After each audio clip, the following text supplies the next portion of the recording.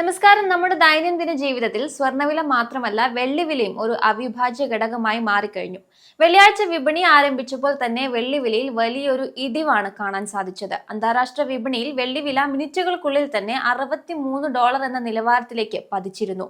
ആഗോള വിപണിയിലെ തളർച്ച പിന്തുടർന്ന ഇന്ത്യയിലെ മൾട്ടി കോമഡിറ്റി എക്സ്ചേഞ്ചിൽ വെള്ളിവില ഗണ്യമായി തന്നെ കുറഞ്ഞു. രാവിലെ 1 കിലോ വെള്ളിയുടെ വില 2,29,187 വരെ താഴ്ന്നിരുന്നു.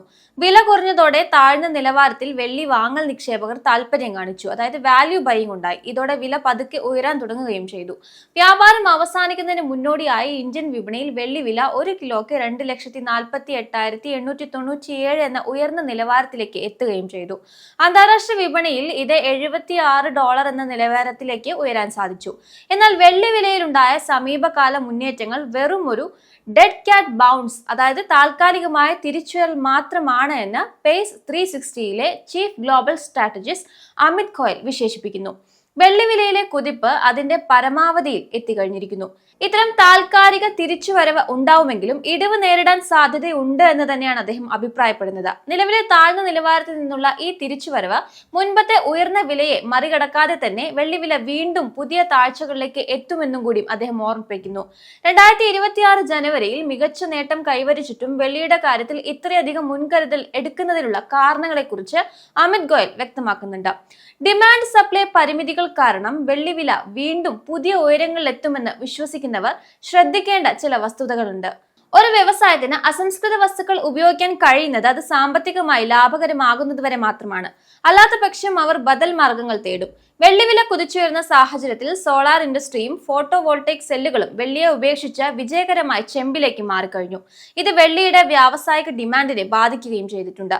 സോളിഡ് സ്റ്റേറ്റ് ബാറ്ററികളും സിൽവർ കോയിൻ ബൈൻഡിങ്ങിന് പകരം കോപ്പർ കോയിൽ ബൈൻഡിങ്ങിലേക്ക് മാറാനുള്ള ശ്രമങ്ങൾ നടന്നു വരികയാണ്. വെള്ളി നിക്ഷേപകർ പാസ്റ്റ് ട്രെൻഡ് ഒന്ന് പരിശോധിക്കുന്നത് നന്നായിരിക്കുമെന്ന് മറ്റൊരു അനലിസ്റ്റായ അനൂജ് ഗുപ്ത നിർദ്ദേശിക്കുന്നുണ്ട്. ശക്തമായ ഒരു മുന്നേറ്റത്തിന് ശേഷം വെള്ളിവില കുത്തനെ ഇടിയുന്ന ഒരു ചരിത്രം മുൻപും ഉണ്ടായിട്ടുണ്ട് അദ്ദേഹം ചൂണ്ടിക്കാണിക്കുന്നുണ്ട്. ഇതിനായി അദ്ദേഹം 2 പ്രധാന ഉദാഹരണങ്ങൾ നൽകുന്നുണ്ട്. ആദ്യത്തേത് 1980 നേരിട്ട പ്രതിസന്ധിയാണ്. 1980 നടന്ന സിൽവർ തേഴ്സ്ഡേ എന്നറിയപ്പെടുന്ന ഈ സംഭവം കമ്മോഡിറ്റി വിപണിയുടെ ചരിത്രത്തിലെ തന്നെ ഏറ്റവും വലിയ അട്ടിമറി ശ്രമങ്ങളിൽ ഒന്നായിരുന്നു. അമേരിക്കയിലെ വലിയ കോടീശ്വരന്മാരായിരുന്ന Nelson Bunker Hunt, William Herbert Hunt എന്നിവരായിരുന്നു ഇതിനു പിന്നിൽ. കറൻസിയുടെ മൂല്യം ഇടിയുമെന്ന് ഭയന്ന അവർ വെള്ളി വാരിക്കൂട്ടാൻ തീരുമാനിച്ചു. ഹണ്ട് സഹോദരങ്ങൾ ലോകത്തിലെ ആകെ വെള്ളി ശേഖരത്തിന്റെ ഏകദേശം 1/3, അതായത് ഏതാണ്ട് 200 ദശലക്ഷം ഔൺസ് കൈവശപ്പെടുത്തി. 1979 ഔൺസിന് വെറും $6 ആയിരുന്ന വെള്ളിവില 1980 ജനുവരി ആയപ്പോഴേക്കും $49.42 കുതിച്ചുയർന്നു. അതായത് ഏകദേശം 700% വർധനവ്. ഇതോടെ വെള്ളിവില അനിയന്ത്രിതമായി ഉയരുന്നത് തടയാൻ കോമെക്സ് നിയമങ്ങൾ മാറ്റി. പുതിയ വെള്ളി വാങ്ങുന്നത് തടയുകയും കൈവശമുള്ളത് വിൽക്കാൻ നിർബന്ധിക്കുകയും ചെയ്തു. വെള്ളിയുടെ മാർജിൻ തുക എക്സ്ചേഞ്ചുകൾ കുത്തനെ കൂട്ടി. അതായത് വലിയ തുകകൾ കൈവശമില്ലാത്തവർക്ക് വെള്ളി വിപണിയിൽ തുടരാൻ കഴിയാത്ത സാഹചര്യമായി. ഹണ്ട് ബ്രദേഴ്സിന് മാർജിൻ തുക അടയ്ക്കാൻ കഴിയാതെ വന്നതോടെ അവർ വെള്ളി വൻതോതിൽ വിറ്റഴിക്കാൻ നിർബന്ധിതരായി. തുടർന്ന് 1980 മാർച്ച് 27 വെള്ളിവില നിലംപൊത്തി. ഏതാനും ദിവസങ്ങൾക്കുള്ളിൽ വെള്ളിവില $50 നിന്ന് $10 ഇടിഞ്ഞു. ഹണ്ട് സഹോദരങ്ങൾക്ക് ശതകോടികളുടെ നഷ്ടം സംഭവിക്കുകയും അവർ പിന്നീട് പാപ്പരായി പ്രഖ്യാപിക്കപ്പെടുകയും ചെയ്തു. 2011 സമാനമായൊരു തകർച്ചയുണ്ടായിട്ടുണ്ട്. ഔൺസിന് $48 എന്ന റെക്കോർഡ് നിലവാരത്തിലെത്തിയ ശേഷം വെള്ളിവില ഏകദേശം 75% ഇടിയുകയാണ് ചെയ്തത്. നിലവിലെ ശ്രദ്ധിക്കേണ്ട സമാനത CEM അഥവാ ചിക്കാഗോ മെർക്കന്റൈൽ എക്സ്ചേഞ്ച് കഴിഞ്ഞ 2 മാസത്തിനിടെ 2 തവണ മാർജിൻ തുക വർദ്ധിപ്പിച്ചു കഴിഞ്ഞു. 1980 സംഭവിച്ചതുപോലെ ഒരു ലിക്വിഡിറ്റി പ്രതിസന്ധിയുടെ തുടക്കമാണോ ഇതെന്ന് നിക്ഷേപകർ ഭയപ്പെടുന്നുണ്ട്.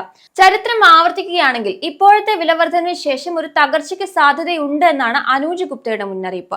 വിപണിയിലെ മാർജിൻ വർധനവ് പലപ്പോഴും വലിയ നിക്ഷേപകരെ തങ്ങളുടെ കൈവശമുള്ള വെള്ളി വിറ്റഴിക്കാൻ പ്രേരിപ്പിക്കാറുണ്ട്. ഇത് വില വേഗത്തിൽ താഴാൻ കാരണമാകുകയും ചെയ്യും. ഇനി സ്വർണവും വെള്ളിയും ബിറ്റ്കോയിനും മാത്രമാണ് സമ്പാദ്യം നൽകുകയുള്ളൂ എന്ന് പറഞ്ഞുകൊണ്ടിരുന്ന റോബർട്ട് കിയോസാക്കിയുടെ ഏറ്റവും പുതിയ എക്സ്പോസിൽ പറഞ്ഞ കാര്യങ്ങൾ കൂടി ശ്രദ്ധ ആകർഷിക്കുന്നുണ്ട്. കാരണം സ്വർണവും വെള്ളിയും വാങ്ങുന്നത് താൽക്കാലികമായി നിർത്തിയെന്നാണ് പുതിയതായി അദ്ദേഹം അറിയിച്ചിരിക്കുന്നത്. എങ്കിലും വിപണിയിൽ സ്വർണത്തിന്റെയും വെള്ളിയുടെയും ബിറ്റ്കോയിന്റെയും വില കുത്തനെ ഇടിയുന്നതിനെ ഭയത്തോടെയല്ല മറിച്ച് ഒരു സെയിൽ ആയിട്ടാണ് കാണുന്നതെന്നും വ്യക്തമാക്കുന്നു. ധനികർ ഇത്തരം അവസരങ്ങൾ മുതലെടുത്ത് കൂടുതൽ വാങ്ങിക്കൂട്ടുമെന്നും അദ്ദേഹം വിശ്വസിക്കുന്നുണ്ട്.